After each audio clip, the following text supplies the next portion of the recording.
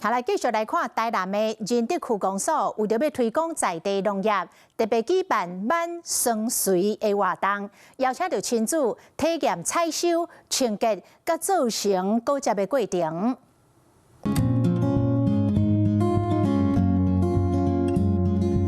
為着推廣在地農業，仁德區公所邀請民眾行來到產區挽霜水含做果汁，和愈濟囡仔認捌在地產業。跟我們的三甲社區這邊來做一個結合，希望可以持續的把這個產業文化能夠推廣下去。後來因為燃料成本含水果歹保存，就較罕咧有人種植。